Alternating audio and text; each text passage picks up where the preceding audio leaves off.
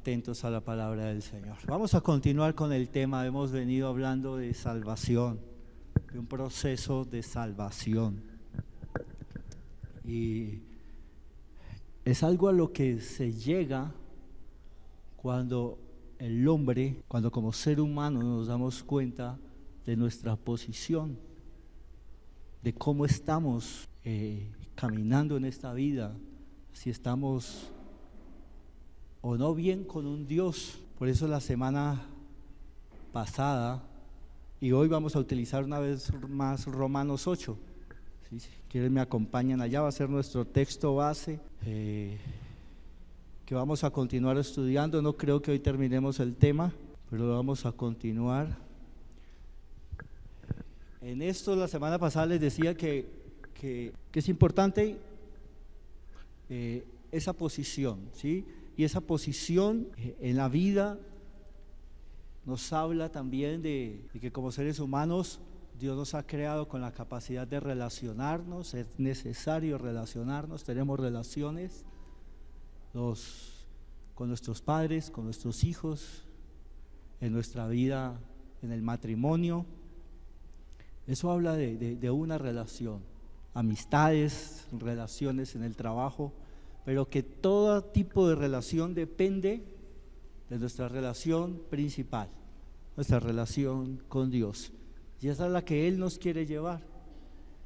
¿Cómo estamos con esa relación con el Señor? También veíamos que a través de la palabra nos enseña que hay una relación pasada, una relación presente y una relación futura, que todavía anhelamos esperarla. Esa relación pasada, ¿sí? Nos lleva a la justificación, porque entendemos en la palabra que nuestra relación con Dios antes, ¿cierto? O para poder tener una relación con Dios, o para poderme relacionar con un Dios santo, debo ser justificado porque estábamos en pecado, y que eso se llama justificación, que producto de esa justificación Él produce una vida transformada, que es nuestra relación presente. Eso se llama santificación. Estamos en ese camino de santificación, pero también la palabra nos habla que es a donde finalmente nos llevará la salvación, y es una relación futura, ¿sí? O sea, esta vida es demasiado corta, mis hermanos. Los que más vivan hoy en día vivirán 80, es raro el que viva más de 80, 90 años. Hay algunos que lo hacen, pero es muy corta. Pero Dios nos habla de una relación futura en la eternidad. Y eso es lo que debemos entender, que hay una eternidad o con Dios o una eternidad sin Él. Romanos 8:1 nos dice su palabra.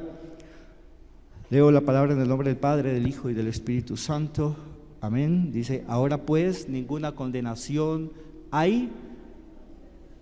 Y decíamos que ahí está la clave, ¿cierto? Para quienes no hay ninguna condenación. Y dice: para los que están en Cristo Jesús. Y esos que están en Cristo Jesús, dicen, no andan conforme a la carne, sino, amén.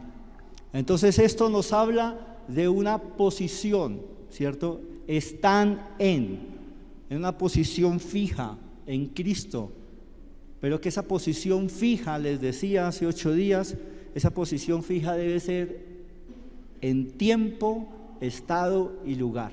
Debo de estar en Cristo en todo lugar, en todo tiempo y en todo estado, porque estar en Cristo cambia nuestra situación en cualquier estado, en cualquier tiempo y en cualquier lugar.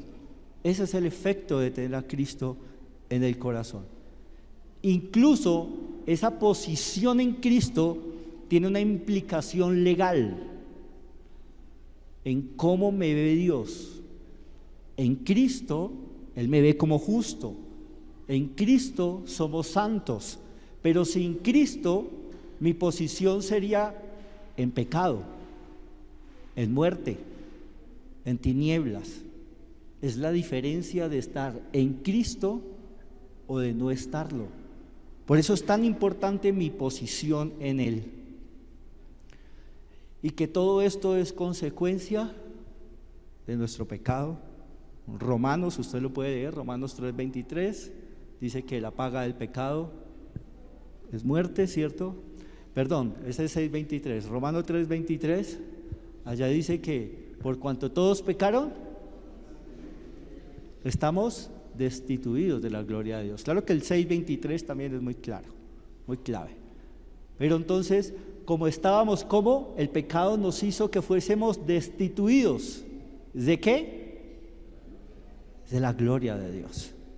Pero Dios quiere retornarnos a su gloria. Dios quiere retornarnos a ese estado de pureza del que un día caímos. Y vamos a leer entonces hoy desde el verso 17, Romanos 8:17. Todos ubiquémonos allí. Romanos 8, versículos 17 al 27, vamos a leer. Entonces dice: si hijos, también herederos, herederos de Dios y coherederos con Cristo, si es que padecemos juntamente con Él, para que juntamente con Él seamos glorificados. Pues tengo por cierto que las aflicciones del tiempo presente no son comparables con la gloria venidera que en nosotros ha de manifestarse. Porque el anhelo ardiente de la creación es el guardar la manifestación de los hijos de Dios. Porque la creación fue sujetada a vanidad, no por su propia voluntad, sino por causa del que la sujetó en esperanza. Porque también la creación misma será libertada de la esclavitud de la corrupción, a la libertad gloriosa de los hijos de Dios. 22. Porque sabemos que toda la creación gime a una, y a una está con dolores de parto hasta ahora. Y no solo ella, sino que también nosotros mismos, que tenemos las primicias del Espíritu, nosotros también gemimos dentro de nosotros mismos, esperando la adopción, la redención de nuestro cuerpo. Porque en esperanza fuimos salvos, por la esperanza que se ve, pero la esperanza que se ve no es esperanza. Pero lo que alguno ve, ¿a qué esperarlo? Pero si esperamos lo que no vemos, con paciencia lo aguardamos. Y de igual manera el Espíritu nos ayuda en nuestra debilidad, pues ¿qué hemos de pedir como conviene? No lo sabemos, pero el Espíritu mismo intercede por nosotros con gemidos indecibles. Mas Él que escudriña los corazones sabe cuál es la intención del Espíritu, porque conforme a la voluntad de Dios intercede por los santos. Amado Padre, hemos orado por tu palabra, Señor. Hoy clamamos, Señor, de que tú tengas palabras de vida eterna que confronten, que corten, Señor, nuestra vida. Necesitamos, Señor, de tu palabra, porque nada nos puede dar el hombre, pero tú, Señor, nos das una vida diferente, una vida distinta, y por eso oramos que conforme a ella, tú obres en cada uno de nosotros. En el nombre de Jesús te lo pedimos, amén. Entonces leímos Romanos 8 del 17 en adelante. Yo sé que leemos este texto y nos está hablando de los hijos. Dice: a los hijos, esos también serán herederos y coherederos con Cristo, está diciendo. Listo, nos está hablando de una herencia, nos está hablando de cosas espirituales.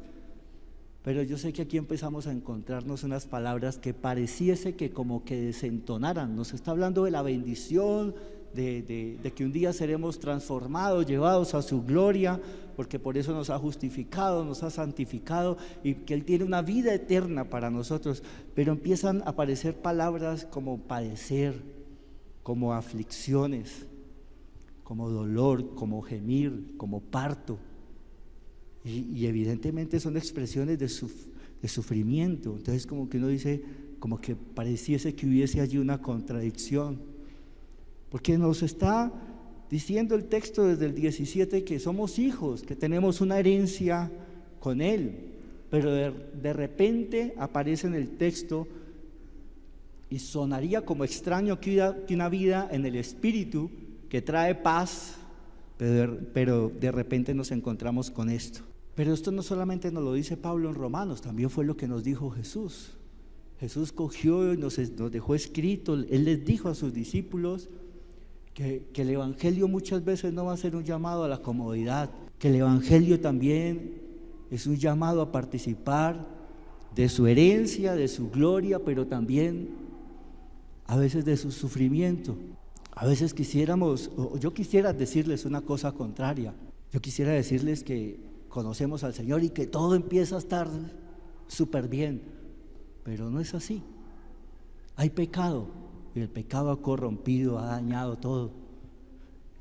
Mira lo que Jesús les dijo a sus discípulos. Acompáñenme a Lucas, no pierdan Romanos 8. Lucas 9:23. Dice Lucas, el Evangelio según San Lucas 9:23. Y decía a todos: si alguno quiere venir en pos de mí, niéguese a sí mismo, tome su cruz. ¿Qué dice? Cada día, y sígueme. La cruz en nuestros días la vemos como muy romántica, la adornamos, nos la colgamos a veces, la dibujamos. Pero ¿sabes qué significa la cruz? ¿Sabes lo que la cruz significó para Cristo? Muerte. Eso significó la cruz para Él. A veces nosotros no le damos el valor real a lo que fue la cruz para Él y lo que lo condujo allí, que fue nuestro pecado, las consecuencias de nuestro pecado y el valor que ella tiene.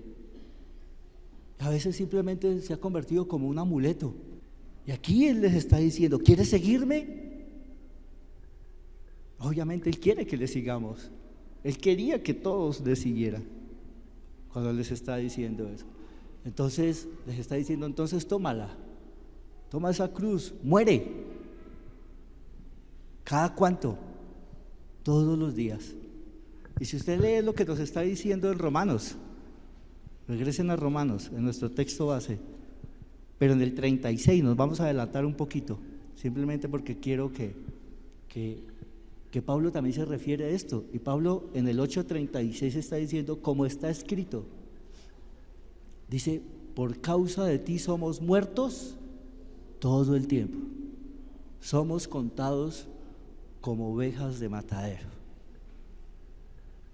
Todo el tiempo debemos morir. ¿Morir a qué? A mi yo, a nuestra carne. Porque una cosa es dibujarla, una cosa es colgársela, otra cosa es usarla como amuleto, ¿sí? O unos hacen la señal de la cruz, pero ¿entienden lo que significa? Porque otra cosa diferente es cargarla. Digamos que fuera una cruz física, esto es espiritual, pero que fuera física, que tú tuvieras que estar cargando con tu cruz a todo lado. Ella incomodaría, pesaría, cansaría. Quizás al principio tú la coges y tú dices, bueno, pero con el tiempo ya te va a cansar, va a dejar marcas. Y eso fue lo que hizo la cruz en Jesús. Y es el camino hacia la muerte, hacia Él poder venir y derrotar esa muerte. Y ahí es precisamente como el contraste con la carne. ¿Qué quiere la carne? Satisfacerse a sí misma.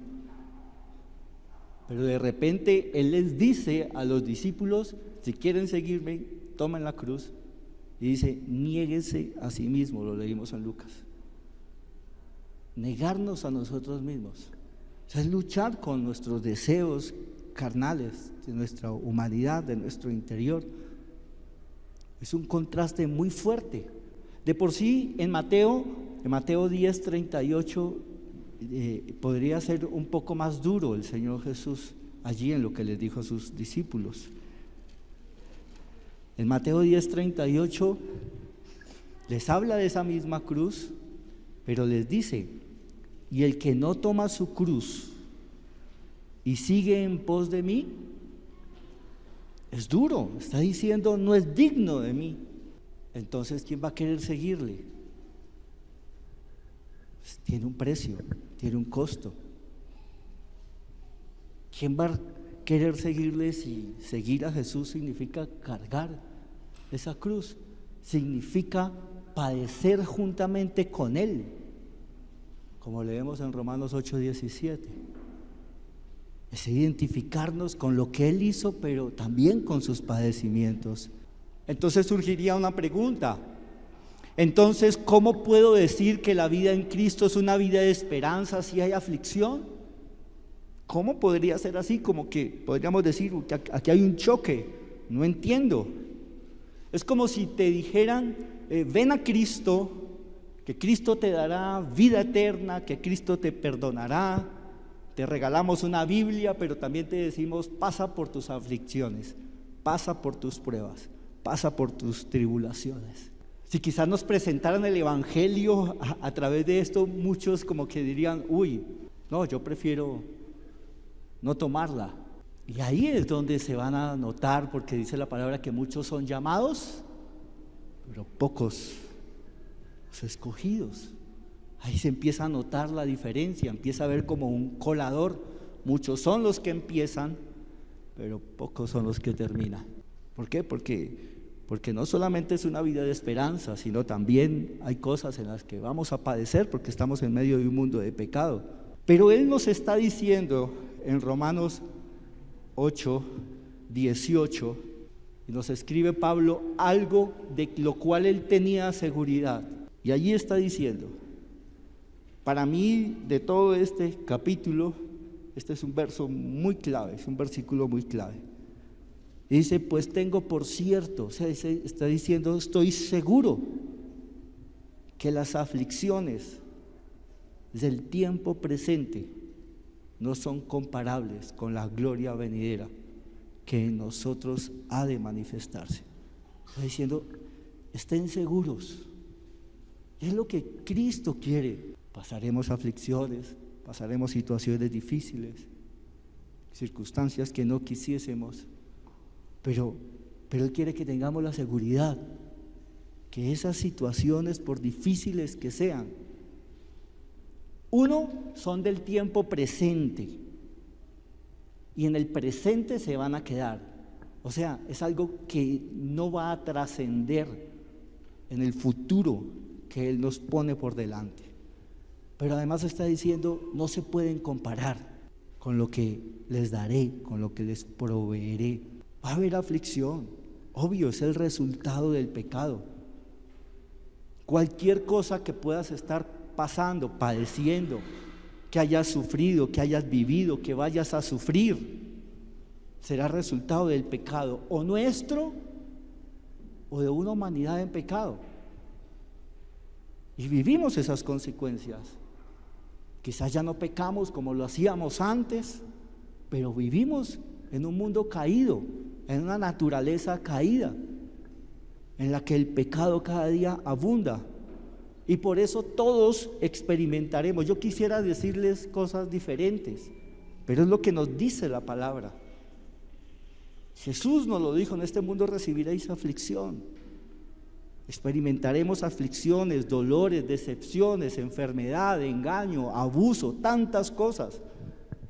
Pero entendamos que son cosas de este tiempo, mientras estemos en este cuerpo. Son cosas del presente. Pero habrá un tiempo también en el que ya no estarán presentes. Y eso es lo que la Biblia llama la glorificación. Así de que, ¿cómo me fortalezco y cómo puedo vivir una vida en esperanza? Pues cuando entienda que todo lo que padezcamos en este tiempo, por difícil que sea, será insignificante cuando lo comparamos con lo que nos va a dar en la eternidad, en la resurrección. Porque Cristo murió en la cruz, llevó ese sufrimiento, todo ese dolor para que tú y yo disfrutemos de su gloria. Pero a veces Los problemas del presente, yo sé que son abrumadores, nos rodean, nos ciegan, nos limitan, nos hacen sentir como derrotados y dejamos de ver lo eterno, dejamos de descansar en sus promesas. Ojalá subrayaras ese texto del 18 y cuando estés en esas aflicciones, tú puedas decir: Señor, aquí me dices que son del presente, que no van a estar por todo el tiempo, y que más allá de esta aflicción que pueda estar pasando, hay algo mucho mejor, que no lo podemos comparar con lo que podamos vivir o pasar. Y es lo que hoy una vez más su palabra nos recuerda.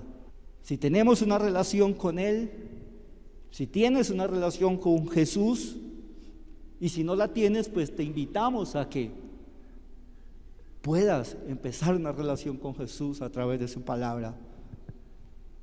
Y si tienes esa relación porque has puesto tu fe en Él y producto de poner tu fe en Él, ¿cierto?, has sido justificado, estás siendo santificado, pues hay una promesa de una resurrección futura y de poder participar en una relación eterna con Dios. Y eso es donde debemos poner nuestra mirada. Y la palabra en el versículo 17 no solamente nos está diciendo que contemplaremos su gloria, sino también nos está diciendo que participaremos de su gloria. Por eso dice juntamente con Él seremos glorificados. Esa realmente debe ser nuestra esperanza de vida. Pero a veces colocamos nuestra esperanza en las cosas que vemos.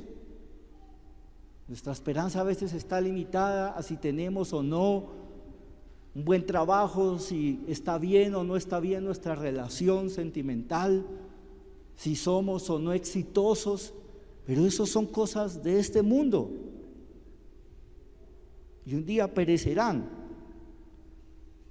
Pero Él quiere es que pongamos la mirada en lo eterno, en lo que no se ve, que muchas veces no lo vemos, no lo veremos, muchas veces no lo vemos hoy en día, no lo contemplamos, no estamos allí, pero esa debe ser nuestra esperanza. Dice que Abraham es el padre de la fe y que él caminó como viendo al invisible. Él vio a Jesús, no, pero caminó por algo que no veía, por algo que quizás no entendía muy bien, porque no tenía todo lo que nosotros hoy tenemos, todo lo que hoy, en lo que hoy podemos descansar, pero él siguió viviendo y dando pasos y viviendo en fe. Él tenía claro que Dios era un Dios que provee.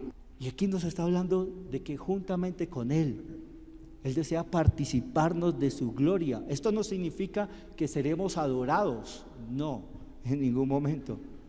Pero sí que estaremos allí y que el único digno de esa adoración va a ser Dios, pero que estaremos allí disfrutando de su gloria. Si es que hemos creído, si es que hemos sido justificados y si es que hemos decidido coger esa cruz para ser santificados y caminar con Él todos los días. Así que este versículo 18 lo que nos quiere decir es que nuestra esperanza debe estar en eso por venir, en eso que ha de manifestarse, y que eso nos dará las fuerzas para soportar esos padecimientos que son del tiempo presente. Pero mientras tanto, dice el texto, gemimos, sufrimos, pasamos aflicciones, nos habla de dolores de parto. Por eso la vida en Cristo es una vida en fe, es una vida en esperanza, pero esperando su regreso, para que un día seamos juntamente con Él glorificados. Seremos salvos por el poder de su palabra, del Evangelio, de que a través de su Evangelio entendemos lo que Él hizo por nosotros, ir a la cruz, morir por nuestros pecados, y por eso participamos de una relación presente con Dios, en la cual vamos siendo transformados. A eso lo llamamos santificación. Pero seguiremos viviendo, aguardando con esperanza lo que Él nos dice, una gloria venidera, algo que ha de manifestarse. Pero esto no solamente lo anhelamos nosotros. Mire lo que dice el 19 al 21 de Romanos 8, dice: porque el anhelo, pero dice que es un anhelo ardiente, dice, de la creación. O sea, mire, la misma creación, ¿qué hace? Anhelar, dice, es el aguardar la manifestación de los hijos de Dios. O sea, la creación anhela ese día en la que los hijos de Dios resucitarán, seremos glorificados. Dice, porque la creación fue sujetada a vanidad, no por su propia voluntad, sino por causa de aquel que la sujetó en esperanza. 21, porque también la creación misma será libertada de la esclavitud de corrupción a la libertad gloriosa, ¿de quiénes? De los hijos de Dios.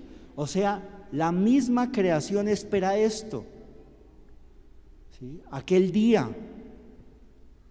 ¿Por qué? Porque el pecado del hombre ha sido la causa o es la causa de los grandes males, no solamente de la raza humana, sino también de la creación. La creación ha sido afectada por el pecado del hombre, así que por eso la creación anhela ardientemente la manifestación de su gloria, del día en la que los hijos de Dios serán glorificados, porque ese día ella será libertada. Y nosotros también debemos esperar con ese mismo anhelo de la creación, debemos esperar y anhelar esa manifestación, esa resurrección de la que nos habla. Eso es lo que leemos. Quiero llevarlos un momento a Primera de Juan. Primera de Juan capítulo, ya les digo el texto, creo que es 3, sí, es 3. Primera de Juan capítulo 3. Tiene un título que dice hijos de Dios. Primera de Juan capítulo 3, versículo 1 dice, mirad cuál amor nos ha dado el Padre, dice, para que seamos llamados hijos de Dios. Por esto el mundo no nos conoce. ¿Por qué? Y dice, porque no le conoció a Él. Amados, escribe Juan, ahora somos hijos de Dios. Pero mire lo que dice, y aún no se ha manifestado lo que hemos de ser. O sea, aún no hemos sido resucitados. Pero sabemos que cuando Él se manifieste, seremos semejante a Él, porque le veremos tal como Él es. Y todo aquel que tiene esta esperanza en Él, ¿qué hace?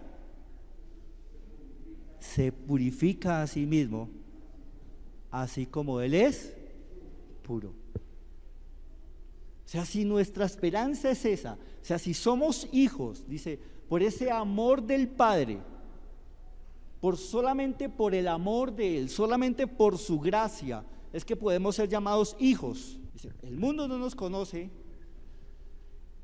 porque si no lo han conocido a Él, pues no puede conocer estas cosas, no le pueden ser reveladas estas cosas. Pero también está diciendo que si somos hijos, nos debemos de purificar así como Él es puro, santidad.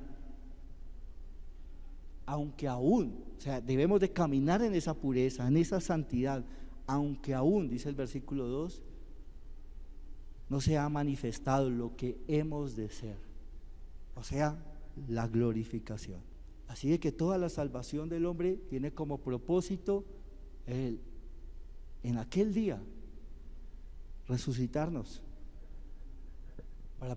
para llevarnos Dios a su gloria y restaurar lo que dañó el pecado. Porque cuando hablamos allá de Génesis 3 y del pecado, allí se nos habla de la caída del hombre. Hablamos de que el hombre cayó a una condición baja, cayó de su estado de perfección en el cual disfrutaba la gloria de Dios. Caímos de allí, de ese lugar. Todo era bueno, todo era perfecto en gran manera. Pero cuando llega el pecado, caímos de ese estado de disfrutar de su gloria. Y todo empezó a perder sentido por el pecado. Pero el propósito, ahora el plan de Dios, es que un día regresemos a ese estado de pureza. Y entonces, como la creación, debemos vivir anhelando con esa esperanza de lo que Él nos dejó escrito que sucedería. Ahora leamos el 20, 8:20. Dice, porque la creación fue sujetada a vanidad, no por su propia voluntad, sino por causa de aquel que la sujetó en esperanza. ¿Cómo puedo entender esto de que la creación fue sujetada a vanidad, a algo vano? ¿Sí? Pues allá en ese mismo Génesis que les hablaba, donde el hombre cae de su estado de perfección, allí también en Génesis 3:17, allí nos habla de las consecuencias de haber caído de ese estado, de ese pecado.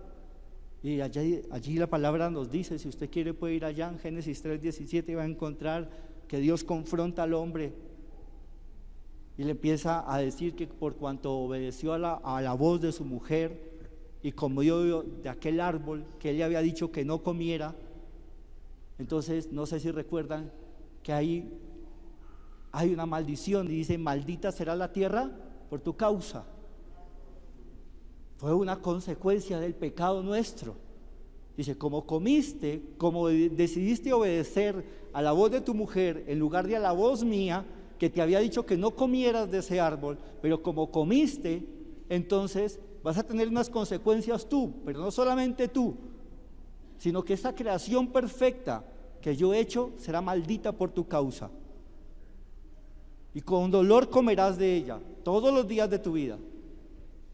O sea, ahí explica cuando el texto en 8:20 de Romanos nos está diciendo, fue sujeta a vanidad, fue sujetada a lo vano, a lo malo,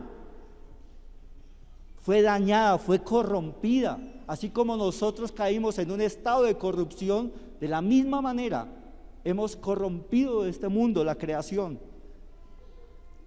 Y ahora podemos ver los famosos cambios climáticos de los que se nos hablan, y todo eso es consecuencia ¿de qué? De nuestro pecado. No hay una evolución como muchos dicen, ahí se pierde ese concepto totalmente, es todo lo contrario. La tierra no ha evolucionado, nosotros no hemos evolucionado. ¿Qué hemos hecho? La humanidad, ¿cómo va? Cada día peor. ¿Cómo está esta creación maravillosa? Cada día peor, porque la hemos dañado, la hemos ensuciado, la hemos contaminado, hemos destruido la obra de Dios. Y dice que esto no fue que lo eligió la creación, dice no por su propia voluntad, o sea, no fue su elección, no fue su culpa, no es culpa, la creación pecó, no, el que pecó fue el hombre, pero sí que hace. La creación, dice, sufre, dice el texto, pero sufre con esperanza. O sea, usted ve aquí y ella está sufriendo, pero tiene esperanza. Y eso también es lo que debemos hacer nosotros en este tiempo presente. Vivimos, tenemos esas aflicciones, pero las vives con esa esperanza. Un día esto pasará, un día esto cambiará, un día esto volverá a ser perfecto. Esa debe ser nuestra esperanza. O sea, por eso dice que la creación anhela la manifestación de ¿quiénes? De los hijos de Dios. Versículo 21, 8:21. ¿Por qué lo anhela? Mira, aquí nos empieza a explicar el por qué anhela la manifestación de los hijos de Dios. Dice, porque también la creación misma será libertada de la esclavitud de corrupción a la libertad gloriosa de los hijos de Dios. Por eso ella anhela esa manifestación de los hijos de Dios, porque como fue corrompida por nuestro pecado, de igual manera cuando la gloria de Dios se manifieste en sus hijos, sea manifiesta la creación, será restaurada. Aquí dice libertada a esa esclavitud a la que fue sujeta, no porque ella pecó, sino porque nosotros pecamos, fue la consecuencia de nuestro pecado. Pero cuán lejos está la humanidad de entender esto, porque no evolucionamos, nos corrompemos, pero la creación tiene una esperanza, y es que será libertada. La creación anhela ese día, y de la misma manera debemos vivir nosotros anhelando aquel día cuando seremos libertados de este cuerpo corrupto, cuando Dios vista a sus hijos de su misma gloria, Eso nos lo dice Primera de Corintios. Acompáñenme ahí adelantico. Primera de Corintios 15. Vamos. Primera de Corintios 15, leamos 40. Voy a leerles 42 y 43 nomás. Dice, allí nos explica cómo será esto. Dice, así también de la resurrección de los muertos. Se siembra en corrupción, se resucita en incorrupción. Se siembra en deshonra, se resucitará en gloria. Se siembra en debilidad, se resucitará en poder. O sea, esto corrupto debe de morir. 53, 15:53 de Primera de Corintios. Dice, porque es necesario, dice, que esto corruptible se vista de incorrupción y esto mortal se vista de inmortalidad. Dice, es necesario que esto ocurra. ¿Por qué es necesario? Pues para poder estar en su presencia.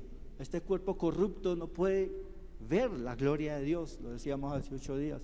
Seríamos consumidos por su gloria. ¿Por qué? Porque Dios es santo y su santidad nos consumiría en un instante. No podemos verle, por eso no le vemos. Pero sí nos está hablando de un día en el que sí le veremos, un día en el que estos cuerpos corruptos se vestirán de incorrupción, que serán perfeccionados, que serán glorificados. Y dice en el 8:22 de nuestro texto base que por eso la creación gime. Dice 8:22, porque sabemos que toda la creación gime a una, y a una está con dolores de parto hasta ahora, dice. La creación gime, la creación se duele, sufre. ¿Por qué sufre la creación? Porque está lejos de Dios, porque su perfección ha sido dañada. De la misma manera debería ser nuestra condición. Debemos de sufrir porque aunque tenemos a Jesús en nuestro corazón, aún no estamos con Él y debemos anhelar estar con Él. Ahora sí ya verle cara a cara, poderle ver tal cual como Él es, contemplar su gloria.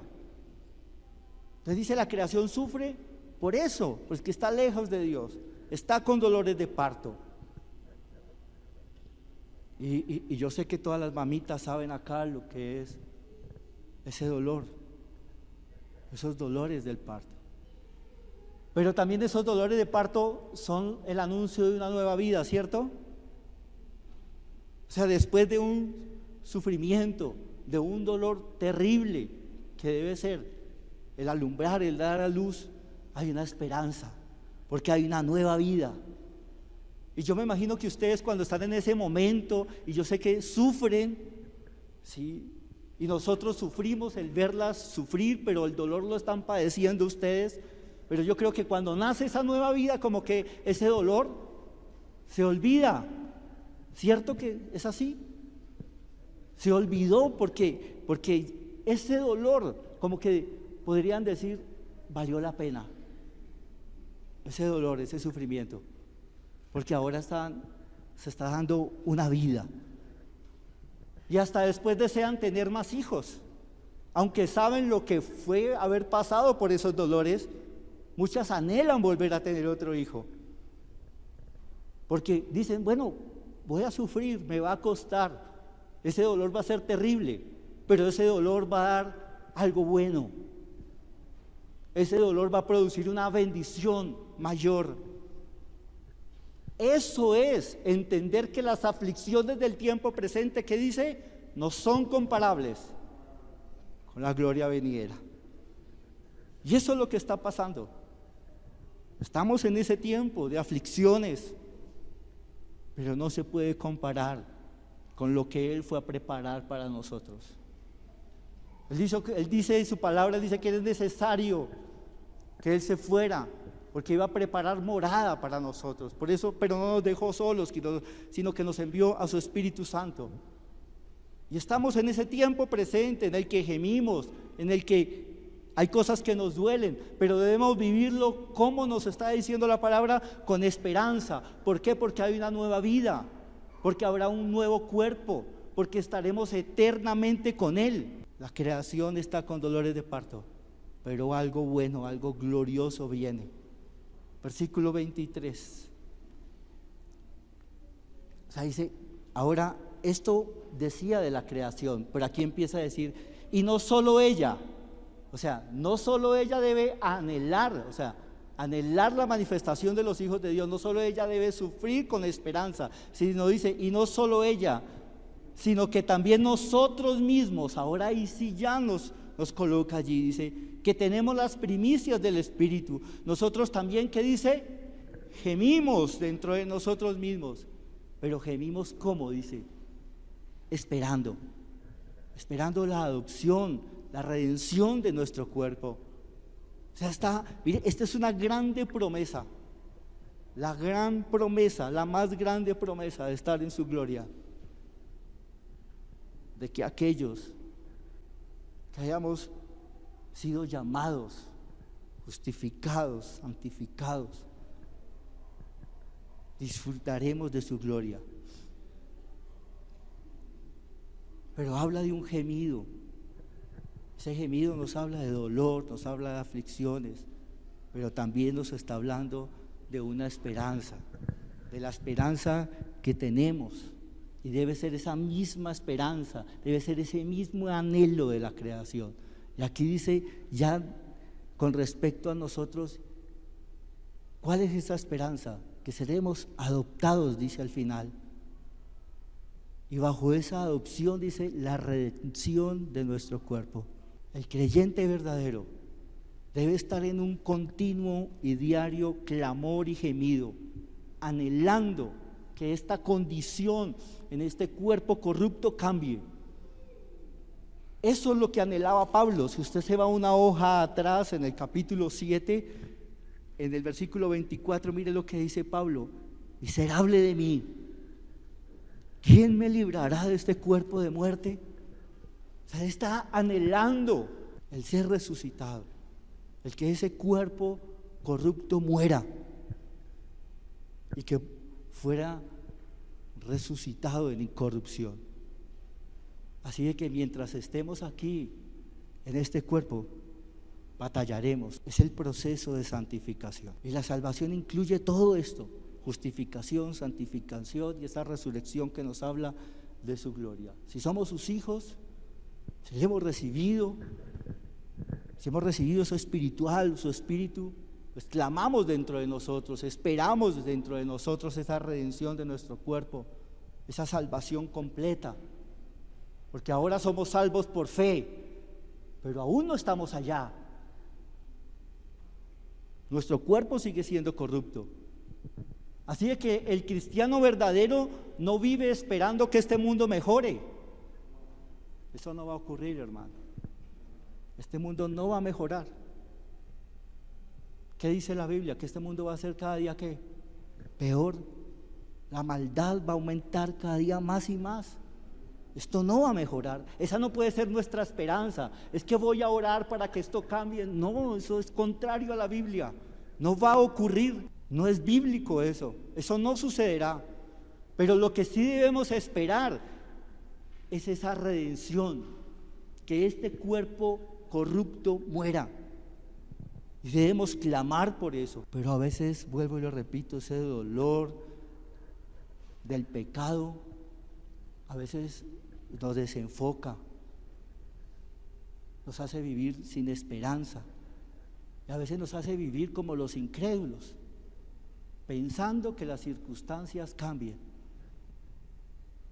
esperando que las circunstancias sean más favorables, pero no será así. No será así.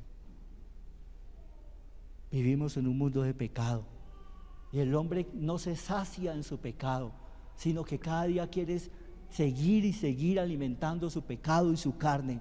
Esto no va a mejorar, iglesia. El mundo cada día va a estar más dañado, la contaminación cada día va a ser mayor, cada día se levanta un virus diferente, un virus distinto. No va a cambiar. Guerras, pleitos, enemistades, todo eso. Pero nosotros tenemos una esperanza. Nuestra esperanza es que todo esto un día pasará, que todo esto es del tiempo presente, que todas estas cosas un día, y esperamos que sea pronto. No sé si tu oración es esa. El Señor Jesús le enseñó a orar a sus discípulos, y una de esas partes de esa oración es: véngase tu reino. O sea que debemos orar: Señor, ven pronto, porque es lo único que realmente va a cambiar esto. De lo contrario, cada día esto va a ir de dificultad en dificultad, de aflicción en aflicción. 24 y 25 de Romanos nos empieza a hablar de nuestra esperanza. Dice: porque en esperanza fuimos salvos. Pero dice, ojo lo que dice acá, dice: pero la esperanza que se ve no es esperanza. O sea, esto que vemos no puede ser mi esperanza. Esto no me va a salvar, este templo no me va a salvar. ¿Sí? Dice, lo que vemos no nos salva. Dice, porque lo que alguno ve, ¿a qué esperar? Dice, no lo está esperando porque lo ve. 25, pero si esperamos lo que no vemos, ¿qué dice? Con paciencia lo aguardaremos. ¿Qué esperamos? Eso es lo que debemos de esperar, a Cristo. Pero a veces esperamos, no, que mi cuerpo sane, que mi cuerpo cada día sea más fuerte, sea más vigoroso. O sea, si nuestra esperanza es esa, estamos colocando la esperanza en las cosas temporales. Alguien que me lea 2 Corintios 4:18, por favor. Dejemos de poner las miradas en las cosas que no vemos, porque las cosas que no vemos son eternas. Las cosas que se ven son temporales. ¿Qué ves a tu lado? Un día no lo verás. ¿Por qué? Porque es terrenal, y lo terrenal morirá, dejará de ser. Lo que nunca dejará de ser es aquello que no vemos, pero en lo que creemos, en aquel que está aquí, aunque no le vemos. Esa debe ser nuestra esperanza, y debemos por eso anhelar ardientemente que cambiemos, que este mundo cambie, que este cuerpo se perfeccione. No, debemos anhelar su venida, porque cuando Él venga, ahí sí este cuerpo resucitará en perfección. Esto corrupto se vestirá de incorrupción, esto mortal se vestirá de inmortalidad. Eso sucederá, dice la palabra, en un abrir y cerrar de ojos, y la creación espera por eso. ¿Tú también esperas por eso? Pues en eso esperamos los que hemos puesto nuestra confianza en Jesús. Si quieren, vayamos a Apocalipsis 21, nos lo explica. ¿Sabe cómo Dios nos ve? Dios ve, para Dios ya todo esto pasó. Para Él ya todo pasó. Por eso Él nos deja escrito esto, por eso se lo reveló a Pablo. Pero también nos dejó escrito esto, Apocalipsis 21:1. Dice: vi un cielo nuevo, dice, y una tierra nueva, porque el primer cielo, o sea y la primera tierra, o sea esta que estamos pisando, ¿qué dice? Pasaron, y el mar ya no existía más. O sea, todo eso que vemos, ese cielo, esta tierra, los mares, un día no va a existir. Un día va a dejar de ser. Leamos el 3. Usted puede leer todo el texto luego. Por causa de tiempo no lo leo todo. Dice versículo 3: y oí una voz del cielo que decía: he aquí el tabernáculo de Dios con los hombres, y Él moraba con ellos, y ellos serán su pueblo, y Dios mismo estará con ellos. ¿Qué dice? Como su Dios. La relación eterna, en una relación futura con Dios, y eso es lo que debemos esperar. Versículo 4 dice: enjugará toda lágrima de los ojos de ellos, y ya no habrá muerte, ni habrá más llanto, ni clamor, ni dolor, porque las primeras cosas, ¿qué dice? Pasaron. O sea, está diciendo, estas aflicciones del tiempo presente, dice, para Él ya pasaron. Simplemente nos dice: soporta, sé fuerte en tu fe, en la esperanza que tienes. Dice: un día no habrá muerte. ¿Por qué no habrá muerte? Porque allí ya no habrá la causa de la muerte. ¿Cuál es la causa de la muerte? Ya no existirá allí.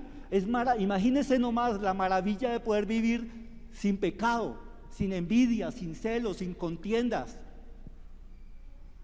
Eso son cosas que aún se viven en medio de la iglesia. En medio de la iglesia ocurre eso porque no somos perfectos. Y hay contiendas, hay disputas, hay aflicciones. Pero es necesario que eso pase, va a pasar. Pero un día esas cosas pasarán, porque ya no habrá pecado. Estaremos en su gloria, disfrutaremos de una relación eterna con Dios. Pero les pregunto, ¿con esa esperanza viven? ¿O siguen preocupados en qué comerán, en qué beberán? ¿Cuál es nuestra esperanza?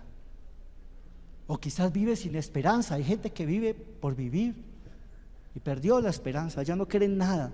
Quizás te has olvidado que un día el Señor va a regresar. Bueno, hoy no lo recuerda.